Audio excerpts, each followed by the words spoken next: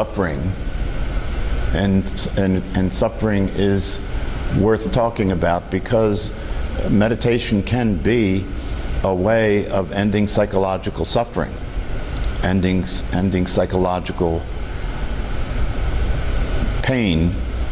And what that means is that life, the way life is sometimes is painful.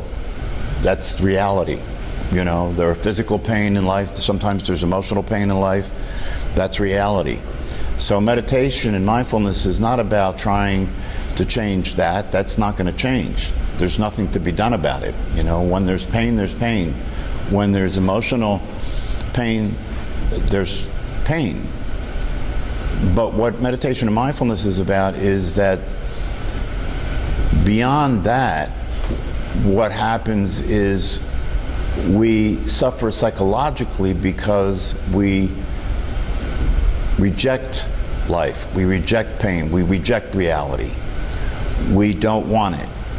We don't like it. And so when there is physical pain or psychological pain, we go into a reactive state of mind in which we're having this reaction to the fact that there's pain, and we're operating with this unrealistic expectation that life should be comfortable. It should never be painful. It should always be good. It should never be bad. It should always be easy. It should never be hard, which isn't realistic. And so the unrealistic expectations that we have become the source of the suffering. And then we don't realize that. We don't realize that the expectations are unrealistic. We suffer from time. I heard a meditation student ask a teacher the other day about time. He said that it seemed to him that after practicing meditation and noticing time, that time is related to suffering. Change is another way of talking about time, and change is related to suffering. And so he said to the master, you know, how can you get out of time? How can you get away from time? And it's a good question because it is the case that time and change are very much related to suffering, because time and change are the same thing, and we can't control it, we can't stop it. It's another way of talking about impermanence. Everything is impermanent. You know, psychological suffering is related to the idea that we're noticing change, we're frightened of change, we see things as time passes changing, that we're losing things, we're losing our appearance, we're losing the people we love, we're losing our lives, That's reality. You know, you're losing your life, you're going to lose everything. And so we're born into a situation that is impermanent, and we're born into a situation that we can't control. And then psychologically we suffer because we continue to relate to it with attempts to try and control it, with attempts to try and escape from the reality of it, escape from time, escape from change. And so it's a good question. Is it possible to escape from change? Is it possible to escape from time? Is it possible to escape from loss, the psychological pain of it all?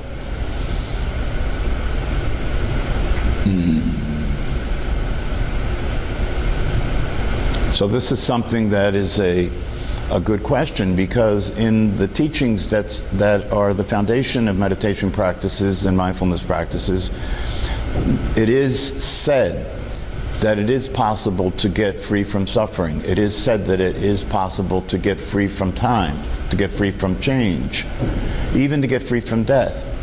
It's said that it is possible for all that to be the case. It is possible to have life not be difficult all the time.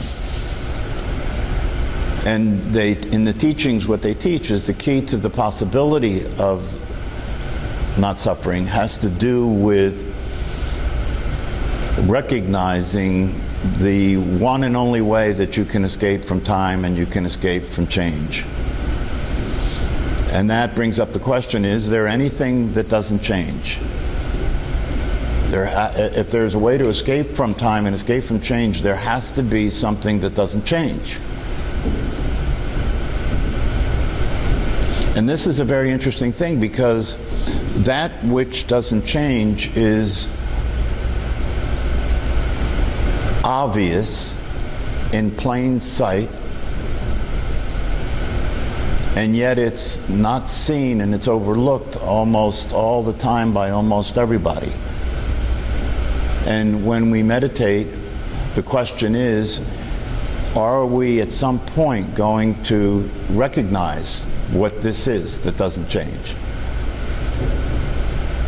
If we recognize what it is that doesn't change, it allows us to see that it's possible to escape the suffering. But only if, after having the recognition, we're willing to deal with the process of being free. Which means that we have to make a dramatic transition from who we have known ourselves to be, who we've been being, who we consider ourselves to be, to what we actually are, which is the freedom from the suffering. Because what there is to discover in the process of waking up and becoming mindful, becoming more aware, is awareness itself. And this is something that, when it's understood that this is the case, and when people hear this, they become interested in it, because it seems to make sense. It seems to make sense that awareness itself, if you investigate this, if you examine it, awareness itself doesn't change. It's the one thing that doesn't change, is awareness itself. And so it seems to be the case that if I could experience awareness itself as my true nature, then I wouldn't change. Then there would be something in relationship to all that changes that never changes. And because that's the case, the suffering that is caused by time and things changing and losing everything could be suffering that I can be liberated from. I can be free from all that. It's interesting because you could say that a human life is a process of letting go. As time passes, there's a natural reality that occurs for human beings, because as time passes, as we get older, it starts to become apparent that you can either let go of being attached to the way you look or suffer, right? Because the way you look is going to start to get wrinkled, right? The way you look is going to start to lose the attractive appearance. And the more you've invested in that, the more that's been important to you, the more that's been a source of your well-being or satisfaction, the more painful it is to lose it. And that's the case with everything. We're going to lose our appearance, we're going to lose our vitality, we're going to lose loved ones, either through death or through just changes, people separating. And the question becomes, as this occurs, what do you do? I would think that it would be difficult for you not to notice as time goes on, especially as you get older. I think it would be difficulty for you not to notice that this is the case, that things are changing, and this is not a good situation, because the way they're changing is that we're losing things. We're losing things. And then the question becomes, well, can you let go? Can you let go? Can you let go of the desire for things to stay the same? Can you let go of the desire to hold on? Can you let go of life? Because in the end, that's the way it's going to turn out, right? You're going to let go or it's going to let you go, right? You're either going to let go or it's going to let you go. If you let go before it lets you go, then when it comes to an end, it won't be shocking and it won't be so dramatic and it won't be suffering. So the question becomes, can you let go before life lets you go? Can you die before you die? So who's the you that has to die before you die? Who's the you that has to die before the body does? And this really brings us to this point of that which doesn't change, the awareness itself. And it becomes something that people want. When you hear about this and you understand what it has to offer, it becomes something that you can't not want, right? You can't not want to be free from suffering. You can't not want to be free from losing everything. So there's an attraction. And then here's where the problem lies. The you that wants to be free, the you that wants to be the awareness itself, is the you that has gotten constructed and put together as a psychological person that is not the awareness, but that you is the you that wants to be free. The problem is, the you that you think you are that wants to be free is the you that you need to get free from to be free. Because it's that you that is attached to time and attached to desire and attached to trying to control everything.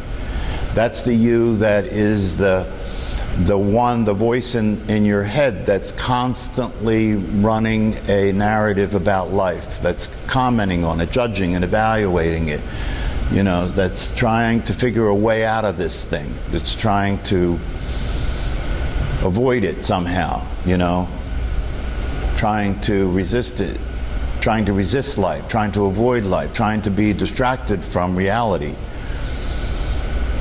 And the more that attempt is made, the more apparent it becomes in time that it can never succeed.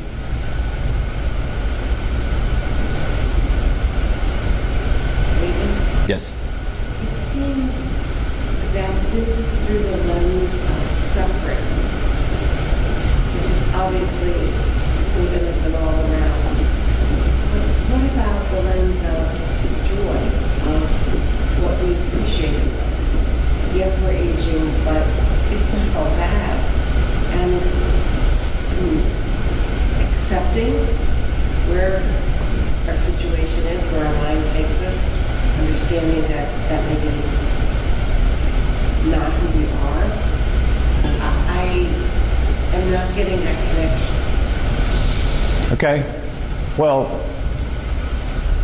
see, that's interesting that you bring that up, because the question then becomes, what are we talking about here? Are we talking about the you that you are, the you that people are as a psychological mental state?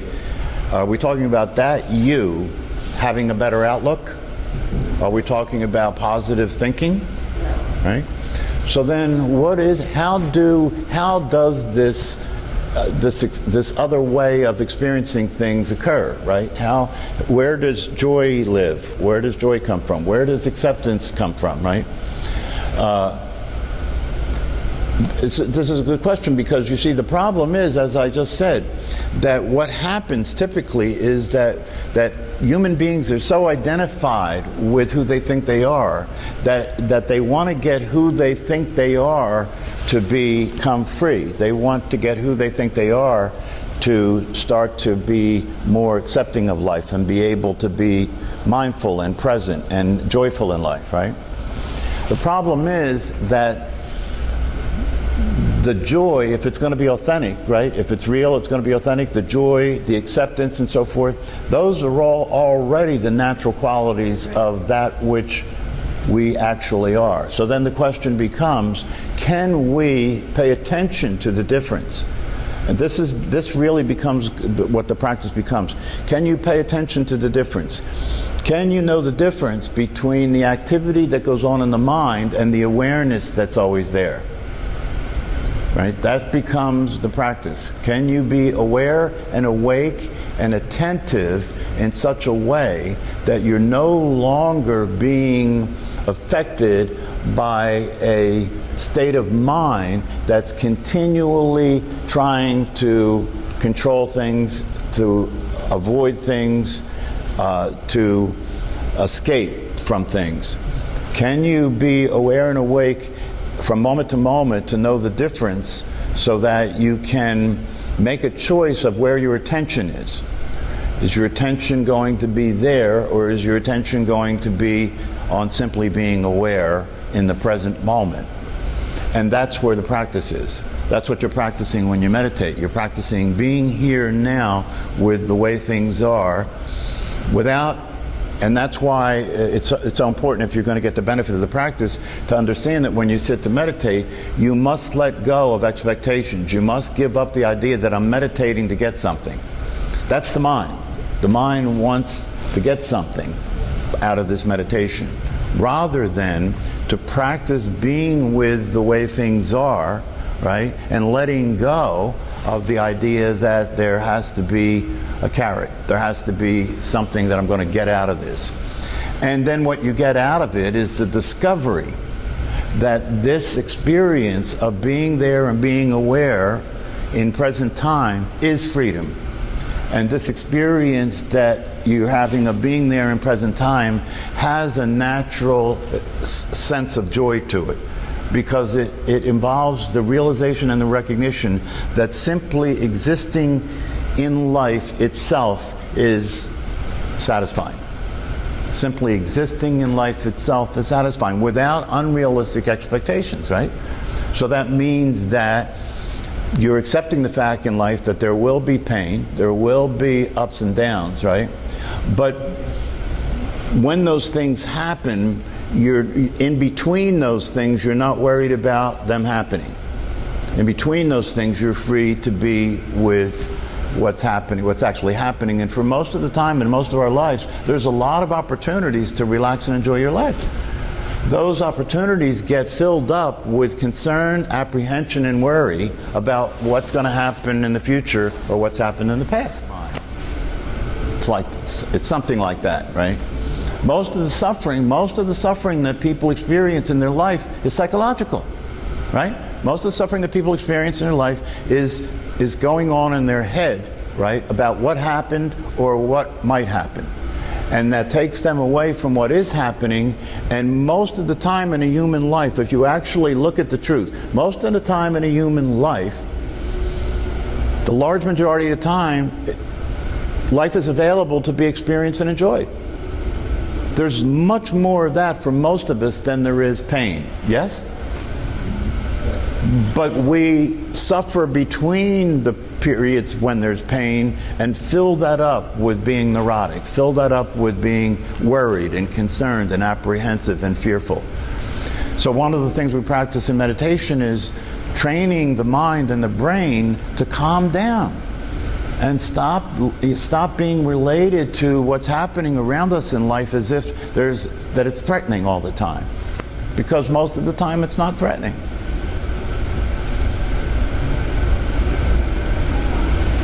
So that's the whole thing, is to understand that it's a real possibility to be free, and the possibility of freedom exists right now, because who we really are, who we actually are, is the awareness that is free, that is satisfied, that is able to enjoy life the way life is. That's already the case. That's why meditation is valuable, because when we meditate, we're not trying to get somewhere, we're trying to be somewhere. See, we're not trying to get somewhere, we're trying to be where we are, and we're trying to give up trying to do something that doesn't require trying, because who we are is already who we are. And if you develop the ability to slow down and pay attention, which is available when you're practicing meditation, eventually you can begin to experience your life that way. You can be aware of what's happening in a much larger sense, than simply be, focused on where you're going next, We kind of live our life, we're almost leaning into the next thing instead of being with what's happening right now. And there is an experience that's available in awareness where you can experience being with life, not being affected by life, but just being with life, the way life is, right? So it's not like you're at the effect of life. It's not like life is a burden, right? You're simply being with it, and this being with it is an experience of awareness itself, the experience of just being with it. And if you can do this anywhere, anytime. I mean, if you just kind of stop and slow down and pay attention to your awareness, and most people don't have a clear distinction about awareness. It's there all the time, right? But it seems to be elusive to most people. It's there all the time, but it seems to be elusive because it doesn't have a form or a shape, right? And one of the reasons it's elusive to people is because when you hear about it and you want to experience yourself, you want to experience awareness, the mind has you try and make it a thing that you're going to be able to notice, something that you're going to be able to notice, something that you're going to be able to know, right? And you can't notice it and you can't know it, and yet it's there all the time. All you can do is allow yourself to notice that not only is it there, but it is so there, it is so much there that it is actually you. That's why it's so elusive, because it's actually you. You can't just think of it this way. If you consider your awareness, right, can your awareness be somewhere else? Right now, if you just sense your awareness, right, can your awareness be somewhere else than where it is? No, it can't. That's because it is who you are. That famous quote by St. Francis, what you're looking for is what's looking. Right? And if we come home to that, right, because one of the things that's important to understand about these practices, if you want to realize what's possible, is that we're not going home, right? We're coming home. Right? We're not going anywhere because it's not out here. We're coming home. We're going back to what was already always there. That's the home. Right? And you're already that. All you have to do is allow yourself to just relax. That's why meditation is useful, because you can relax and slow down and just let your attention fall back. Let your attention fall back into its source. The source of your attention is awareness, is it not?